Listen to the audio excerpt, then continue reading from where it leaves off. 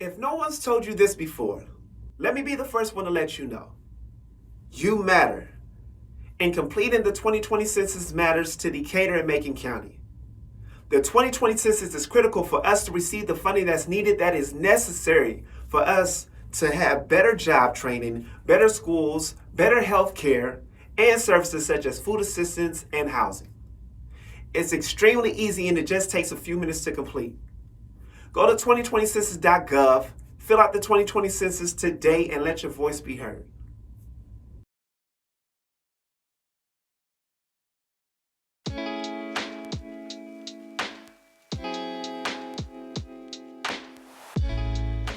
Welcome to Speak Up, Speak Out, a weekly online forum to discuss issues facing our community and working towards ways to enact real change.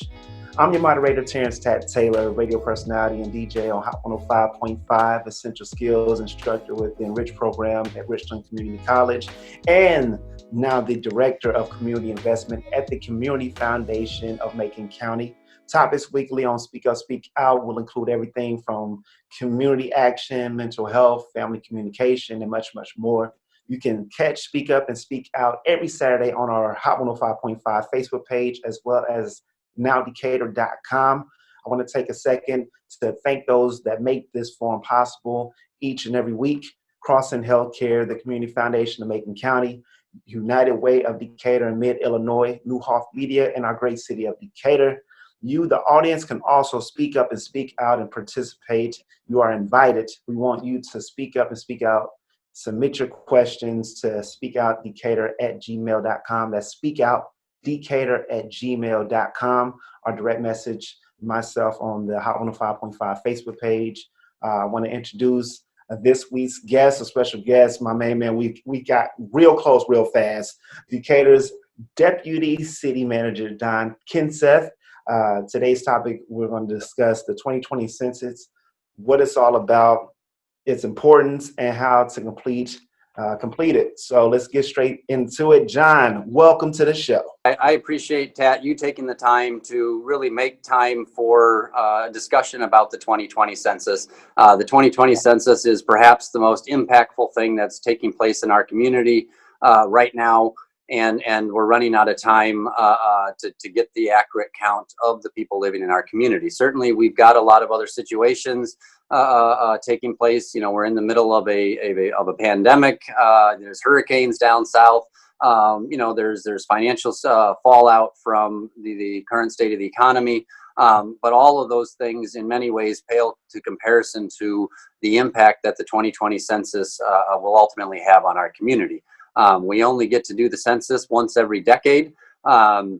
And so the decision on whether or not you participate is one that we ultimately have to live with for the next 10 years. I like to believe that a lot of the other challenges that we're faced with today hopefully will not be here in the next 10 years, but the 2020 census count will be here for the next 10 years. So that's why it's so important that everybody participate. We can't afford to lose even a single person in an inaccurate count.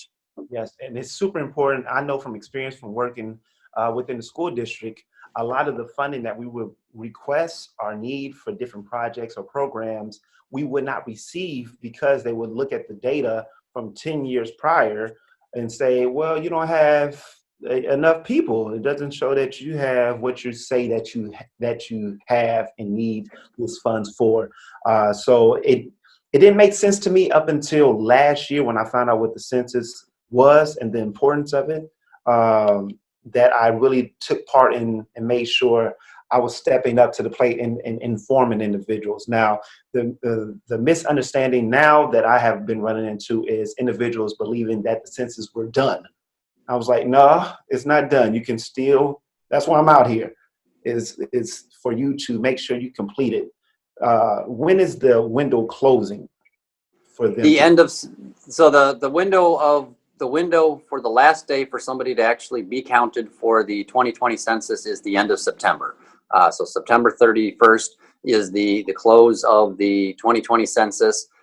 Typically, in a normal census year, that would have been done earlier, and I think that's where some of the misconception came from, that the census was already over, it was already too late to participate. There was an extension granted this year because of COVID-19 and a number of other factors that I'll touch on later that really led to an extension of September 31st. I will say that there was previously a discussion, or there was talk over an extension all the way to the end of October. And then it was ultimately about 2 weeks ago that the federal government decided that they were no longer going to honor that previous extension through the end of October, and they shortened it to the end of September. And that's really put the crunch on and cut a month off of the time frame of which people are going, like yourself, Tat, that are going door to door to get people, the last minute people, to get the census done. So now, we literally have about less than 5 weeks to complete the entire count, not only within our community but nationwide. Yeah, and that's facts. That's why the census takers were just deployed like a week or two ago. So it's pedal to the metal right now. I know on my radio show, at least twice every hour, I'm telling everyone to make sure that you complete your census. How would one go about it? Some people, like I said, just don't even know the importance of the census. I know I had received something in the mail beginning of this year, and I completed it as soon as I got it. Some people are like, man, what is this? I don't think people understand or grasp the importance of it when it comes in the mail, the importance of being accounted for, and then wonder why we can't get the services that we need. I know we're both working on having some possible events here very soon to make sure to conveniently have people complete the census. And a lot of people are like, is it tough to do? Like, people want to know these things, and I'm like, Right. Oh, yeah, go ahead. Yeah, so I mean, I'm not gonna answer that question immediately. I'm gonna back up just a little bit and Yeah, kind of describe a little bit of how we got here. I mean, certainly, this is not the first census that I've had to participate or gotten the luxury of kind of driving the community towards a 100% response rate. In 2010, in another community, I worked towards the same initiative. And I will say that there is something unique about the 2020 census survey. And it seems like there's a lot of unique things about 2020, if I can put it bluntly. Yeah. And so, to kind of talk about how we got to where we are today, the 2020 census started out differently in that the federal government decided that this year, instead of mailing everybody a paper ballot, which is what I think, that's what's been done for the last 100+ years, most of our residents expected a paper survey to come in the mail, and that's typically how they responded to the census survey every decade, once a decade. This year, they decided to move it electronically, and granted, it made sense. It saved money.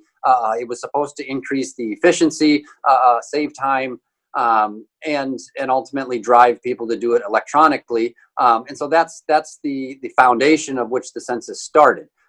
There was ultimately some discussion at the national level as well, without getting into the politics of it. There was discussion over a citizenship question that was going to be placed on the ballot, on the survey, and that's basically slowed down the actual rollout of the 2020 census.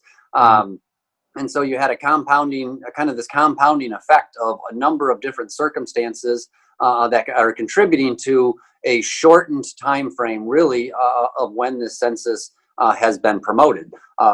Most census survey years, they usually start about a year or even 18 months in advance of April 1st of the 2020 or 2010, et cetera. And usually it's most communities and organizations start a long time in advance of that. The way that all of those factors, because of the citizenship question and ultimately the courts that were involved in it, everything was held up in a legal process. They never started printing the actual census information until very late in 2019. And then, the state of Illinois, they kind of fumbled with getting funding made available to organizations like the city, like Crossing, like so many other partners here in our community that are working towards this. That funding never really became available until the beginning of 2020. And so that slowed down the initial rollout of it. And then, as we know, in the middle of March is kind of when the COVID-19 everything kind of came to realization that this is not going to be normal. And so that was another factor on top of it. And so we have all of those compounding things that have had a negative impact on really the promotion of the 2020 census, why it's important, and even has contributed to, I think, the overall lack of a lower response rate that we're seeing so far this year. And so, again, where there's lemons, we make lemonade, right? And so, Sure. it's our job to basically overcome all of those challenges and still do things like you're working hard on, TAT, to really push this as an important issue. It's one small thing that every one of us has a responsibility and an obligation to respond to the 2020 census survey. And if you can do it electronically, please do. That's the best way to do it. It's the most efficient. It saves somebody from having to come door to door and make that visit, which is inefficient. And quite honestly, you're putting somebody's life at risk because we're in the middle of a pandemic. If you can do this electronically on your phone, why wouldn't you? And so that's the important message is go online. It only takes a few minutes. 2020census.gov. It's very easy to do. Tad, I know you're going to go into it later about how simple it really is. But it literally, 10 minutes will impact the next 10 years. 10 years. And we'll talk about, I'm sure at some point, about the dollar impact. I mean, realistically, what we believe each person that is counted will ultimately help to determine how $1,400 is spent in our community. And so, doing some preliminary math this morning, if the city of Decatur, if we have 5,000 people in our community that aren't counted because of, they just didn't know about it, they didn't know how to do it, they didn't take the time to do it, that translates to $7 million that won't be spent here locally in our community. That's per year. 7 million. And so you times that over the next decade, now you're talking $70 million. That is a significant number, a significant amount of resources that goes to help pay for the schools. It goes to help pay for healthcare systems. It helps to pay for public transit. It impacts a lot of important things in our community that a lot of our residents rely on and need to really live their life to the fullest over the next 10 years. Yes, and it's super important. That's why we're doing what we're doing, and why we're here today is to keep hammering the important. I know there's a lot of things going on in the world right now, but this is something that has to be done. If you got enough time to spend hours, I know people who spend hours on TikTok. Okay, they go through TikTok for hours. If you can spend hours on TikTok, on YouTube, you can most definitely spend 10 minutes to complete the census. Now, what I want to get into, and I'm so glad you had brought up the dollar amount, because that's what I've been stressing, is the amount of money that we could possibly lose within our community if we do not complete the 2020 census today.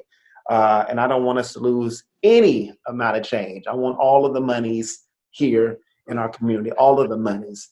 And one of the things that I have noticed that we're fighting against is to demystify some of the things that people are like, what do you need all this information for? And trust and believe, we're not asking for social security numbers or anything like that. We're just asking about, and I'll let you get into it. We're asking who's in the house, how many kids, blah, blah, blah, birth dates. That's about it. It's the basic questions. What are some of the things that you've heard that we can debunk about taking the census? Right. Well, I mean, I think you touched on it there that, most people, because we live in the 21st century and there are constantly, we're inundated with spam calls, with scam artists that are trying to steal our personal information and go online and spend it in virtual reality things and buy things that using other people's credit card information, all that. There's a certain amount of suspicion that everybody has with sharing personal information, and rightfully so. But what our job is to convey is that the U.S. Census Bureau has always been a protected operation. All of the information that you share with the U.S. Census Bureau is protected even from the rest of the government itself. Yes. So your immigration status, your ethnicity, all of those things as from you as an individual, what you shared on your individual household, the number of people living in there is not something that's shared with the DMV. It's not shared with the City of Decatur. It's not shared with the White House. It's not shared with anybody. It is literally aggregated and kept within the U.S. Census Bureau database with the highest regard given to protection of that data. It is released 70 years later. So, if I provide the fact that, I've got 3 kids at home and a wife and myself, and I provide their birth dates and all that information, all of that information is going to be protected and secured for the next 70 years, where nobody has access to that. Law enforcement doesn't have access to that. Nobody has access to that. Except for the Census Bureau. And so that should give people peace of mind that, that this is not trying to track you. This is not trying to do anything other than to get an accurate count of the number of people that live within your household so that we can determine how to best apportion and appropriate resources equitably across the entire country, across the entire state, across the entire Macon County, and even across the city itself. And so that's what, and so it's important that you provide that information. Otherwise, if you don't actually take the time to provide accurate information, then somebody will still have to come to your door and double check it. Just because, you inaccurately responded saying, doesn't matter or whatever, there's a lot of ways that you can kind of beat an online survey, if I can say it that way. And I'm encouraging you not to do that, to take the time to respond appropriately, accurately. And that way it's once and done, and trust that information is protected, into the future, basically. Yes, for all of those borrowers like, man, they're going to get off. No, first and foremost, thank you, John, for clarifying all of that.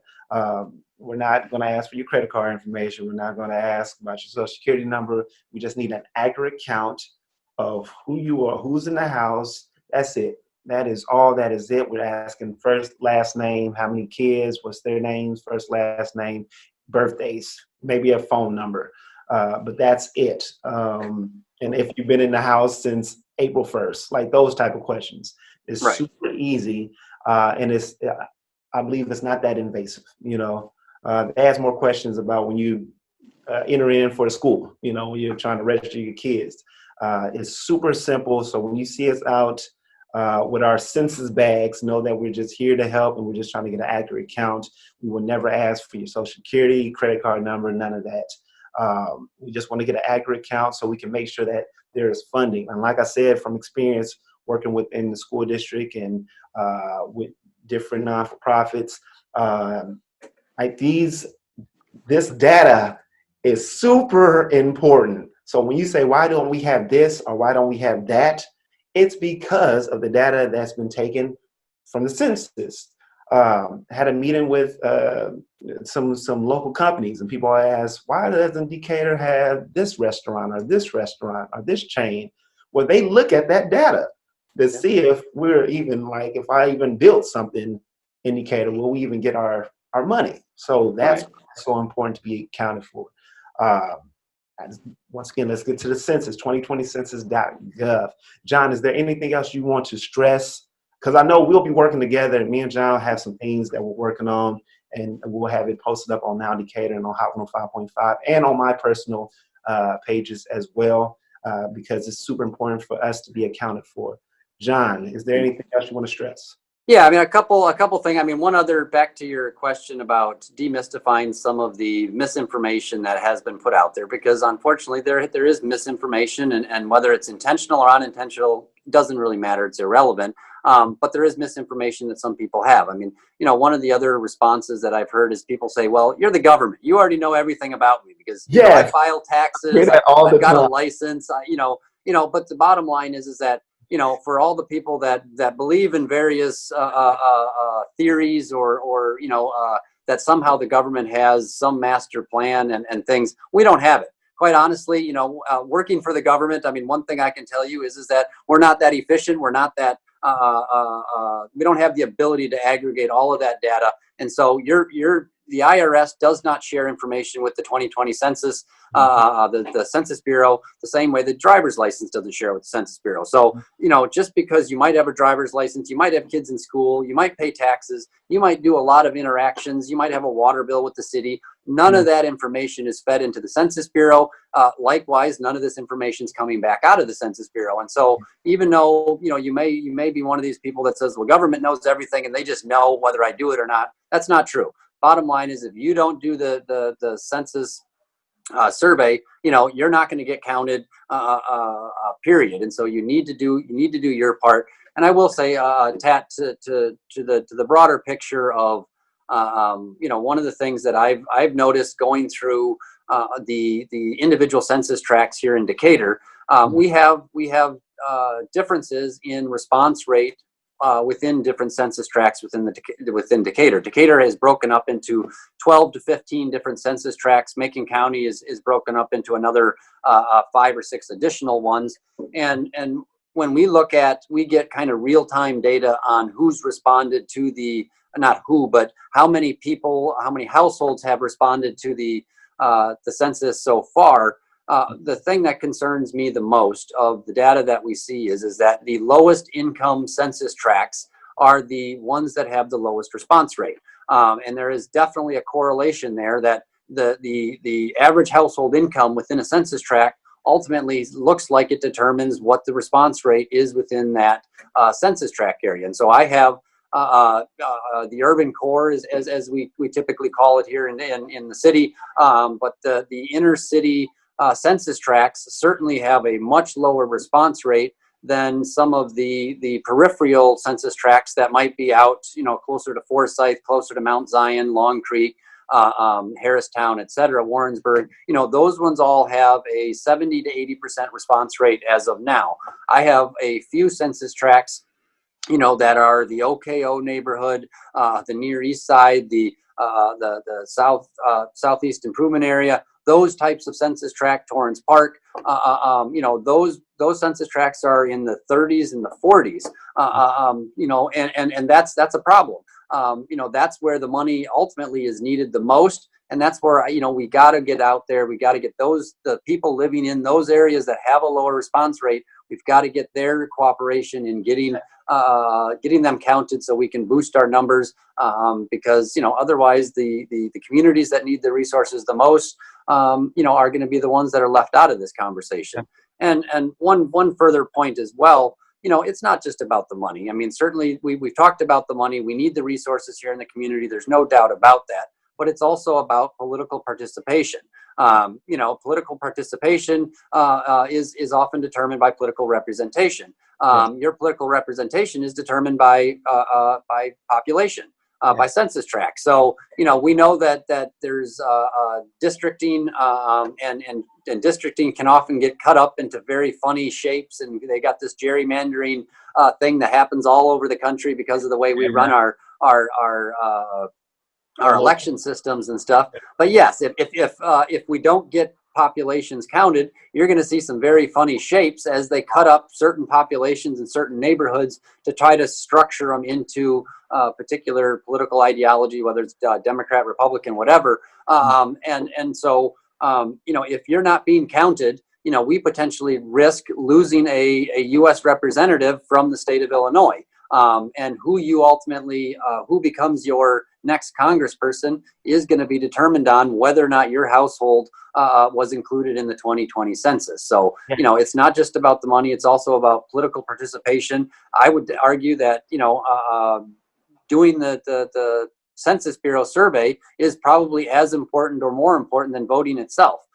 Because, if you weren't included in the census, then ultimately you had no impact over the way the lines were drawn. And so, where you cast your vote and who you vote for, ultimately, it starts with making sure that your household counts to begin with. So, yes. Oh, John, you are just You are spitting gems today, man. You are on it. All of this information is so important. That's why I'm so happy that you've joined us today. We'll be working closely together here soon. As a matter of fact, I might stop by today so we can get some things going. But it's super important, once again, like you said, the representation and letting our voice be heard by being counted for is of the utmost importance. Yep. So that's what we're going to be stressing from here up until we can't do it anymore. But right now, today, while you're watching this video, if you have not already, go to 2020census.gov and just complete it. It's super easy, I promise you. The website is user-friendly, it's efficient, big letters, so if you can't see good, they got you covered. The website is nice, clean, and very user-friendly, so it's not too hard. And once again, you can always get in contact with myself. John, I know he's about it. If you have any other questions, concerns, or if you just need some more guidance, we're here to help. John, appreciate you for being on with me. I'll be seeing you soon. Thank you so much. Absolutely. Thank you for having me, Tad. I appreciate you putting this issue in the forefront of our community today. Oh, yeah, it's a priority, most definitely. On top of everything else that's going on in the world, this is, Yep. hey, there's still no excuse. We got to get it going. Yeah, and for the people that are watching, the last thing, I mean, even if you've done it yourself, push it out to your friends, your neighbors, make sure they've done it, like it, retweet it, whatever. I'm not even sure what TikTok is, to be honest with you, Tat, but use those social media things that you guys all use, and encourage others to do the same. So if you've done your part, make sure the people around you have done their part as well, because that's part of the process too. Hey, and if you can't articulate it as well as John has done, share this video. All right, like, subscribe, and share. Thank you, John. Nice. Thank you, sir. And now I have a special guest, my producer, Lindsay Romano. What's going on, young lady? I feel like the great and wonderful Oz behind the curtain, as yeah, behind my logo every week. Lindsay's behind the logo every week. So when I'm jacking up, she's like, "Oh, where did Tat go?" or "What is wrong with his reception?" Lindsay, thank you for being on here. She's going to be doing some interviewing me. Yeah, so, yeah. It's kind of hard, obviously, for you to answer some of the questions yourself whenever you're talking about, doing the census. And I thought it would be really kind of interesting to maybe talk to you, because you are a census taker. Yes. And that's really important. The census is very important, and John really hit on that important thing. We're in an election year, and being counted does help determine your representation. That also, in turn, eventually can also represent your numbers in the Electoral College. And, if you're really kind of familiar with all of that stuff and wherever you lean on the political spectrum, it's really, really, really important that you be counted for that reason, so that your vote really does matter and have an impact in such elections as the presidential election that we have, this very year. So, but I thought it would be really kind of interesting to talk to you about being a census taker. So if you don't complete the census, there was kind of a threshold where the US Census Bureau then started sending people out, going to door, and asking these questions. So how did you get involved doing this? Well, I got involved last year. Like we discussed earlier, everything was prolonged and pushed back. We were supposed to be boots on the ground months ago, before everything got shut down. So for the longest, I didn't think that it was going to happen. My involvement came from learning about the census. I didn't know about the census until last year, when I had seen like something pop up on my social media page about the census is coming up. I'm like, what is that about? So I started doing my research and seeing that it occurs every 10 years, which 10 years ago I had no idea. I know I didn't participate in it. But I started to realize, by working in the field that I work in, as far as community involvement, that they were still looking at data from the census to determine if we were going to get funding on different projects. I'm like, why are we not? Or then when people ask, why is this not coming here? It's because they don't see the population matching up with, so my involvement. And then you get paid to be a census. I'm all about multiple sources of income. Okay. So I've seen that you can be a census taker and they got paid well. on top of doing something phenomenal for your community, I was like, oh yeah, I'm down for that. I'm already in the community. If I can get paid to make sure people are doing their census, I'm gonna do it. So last year, I remember I was teaching a class, and after the class, I went on and applied to be a census taker. They didn't get back to me until maybe like May. Oh, wow. Wow. It was a while then, wasn't it? Yeah, so I had forgot about it, Yeah. because I had already completed my census, but I didn't hear from them until May. And then after I heard from them, it took another like another month. I didn't hear from them until June to actually go through the training and so on and so forth. But we didn't hit boots on the ground until like 2 weeks ago. So what is the process? I mean, do you get a list of addresses to visit for those that haven't responded? Well, everybody gets one of these. It's a government iPhone.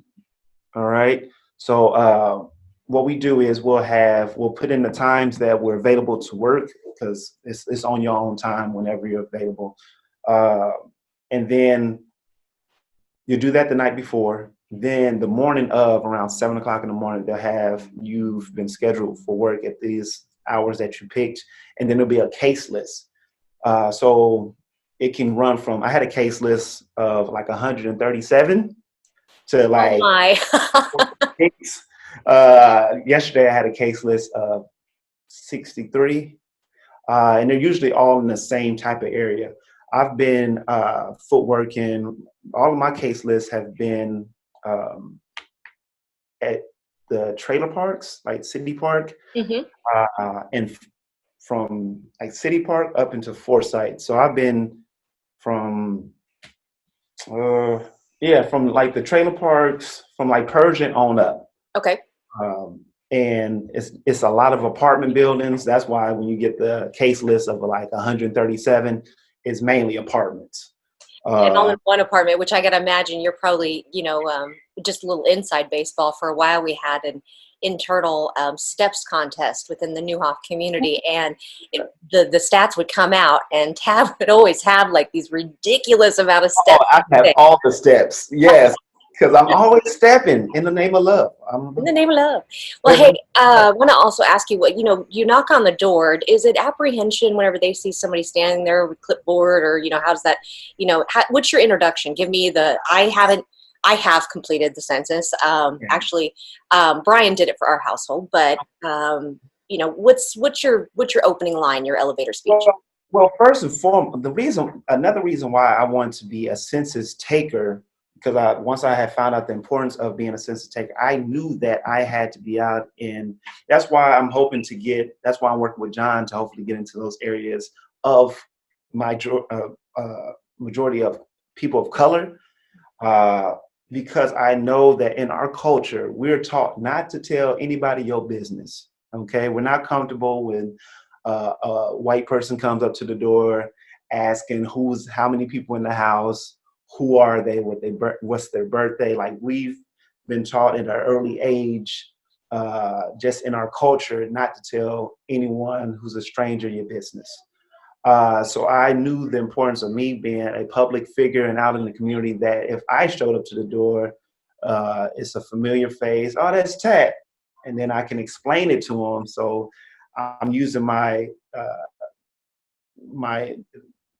being known in the community as an icebreaker, but there's a script. Everything is on here, so you got to go by the script. It's hello, I'm Terrence Taylor, or if somebody will recognize, I'm Terrence Tat Taylor with the Census Bureau. Want to see if you had enough time to take 10 minutes out to complete the census, blah blah blah.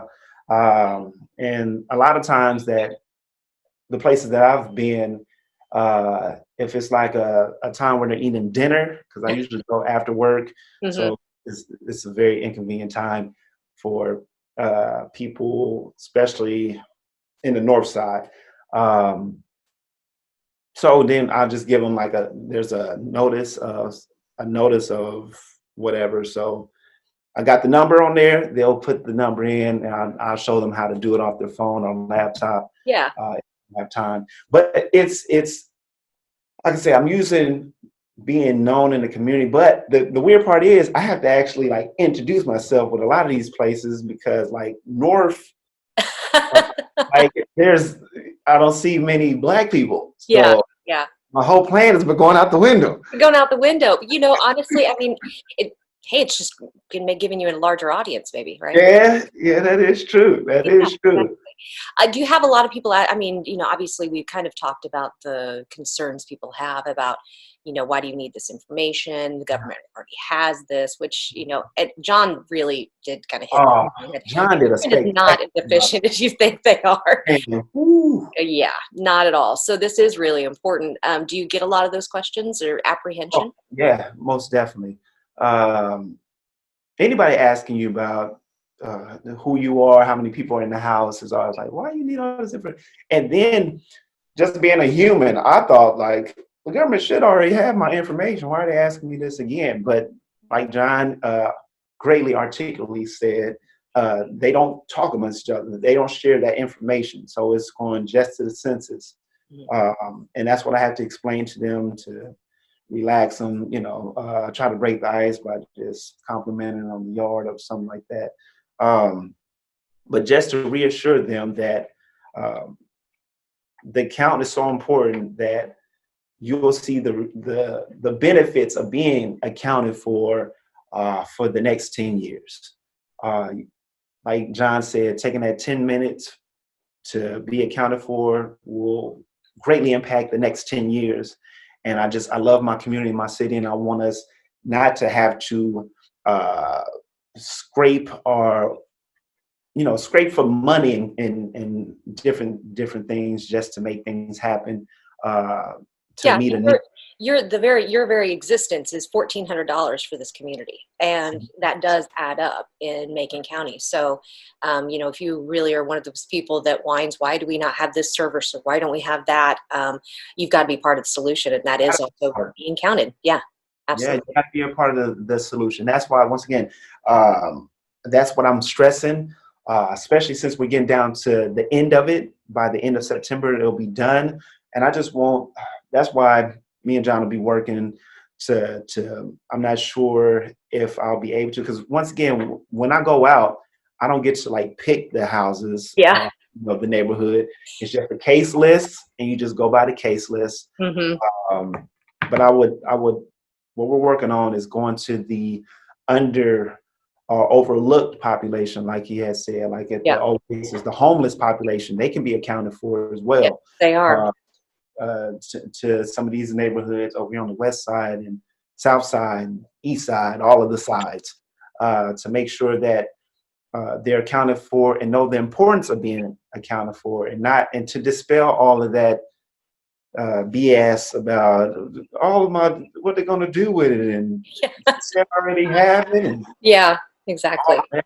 Yeah. So and it with me being out, I've been into some places that I've been born and raised. I'm a Decaturan, born and raised here, and I've been to so many places now that I didn't even know exist in town, different areas and homes and boroughs and stuff like that. So it's been fantastic just exploring my city, and getting to know a lot of the people that I wouldn't normally run into or have a conversation with.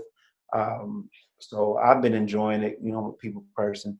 Uh, and we're extra safe. We're always 6 feet. Yeah, that was my next question. That was probably my last question for you, was just kind of, this is very unique for during a pandemic. So, I imagine I've seen you and other census takers, posting on social media, making people aware, and you're wearing a mask and everything. So I'm sure you have some very tight rules about that. Yeah, we got a lot of tight rules. We got a bag full of just disinfected stuff. Like we got the gloves, we got the mask, hand sanitizer, got Lysol. Uh, and now with technology, once again, as awesome as technology is, I can do a whole interview through the electronic doorbell. Like I've done Oh, some just by through the doorbell. We have one at our house. So. Yeah, I do too. That's brilliant. I never even thought about that with all the, the camera doorbells that they have out there. And that's actually pretty neat. So you don't even have to open the door for TAT. You just have to Open up the door. Just open talk it to for me. you. Yeah, you can stay away. He'll stay 6 feet away. Let me, talk to me, please. Open the door. Open the door, okay? I'm not here to disturb you. I'm here to help.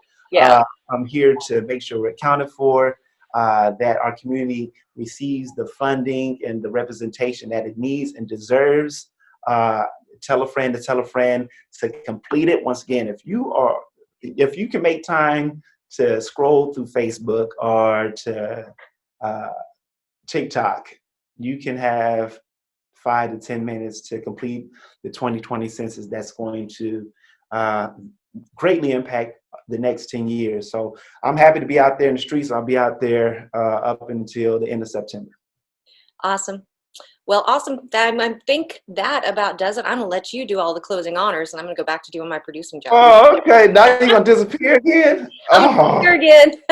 All right. Well, I love you, and thank you for what you do. Oh, she turned into an image. Okay.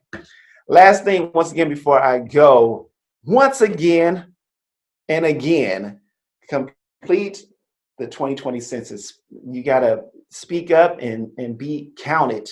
The census is critical for our community to receive funding for everything from job training, better schools, better healthcare, and the important services like food assistance and housing.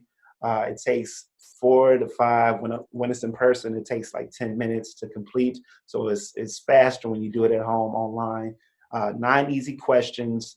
Go to 2020census.gov and catch me out here in these streets as a census taker, and be respectful to all the other census takers. We're just here to help. We just want to make sure you're accounted for once again. So just let us in. We're not actually in, but just talk to us. It's not going to take that much of your time. And just tell a friend to complete it today. 2020census.gov. Get it done. Thank you for joining me.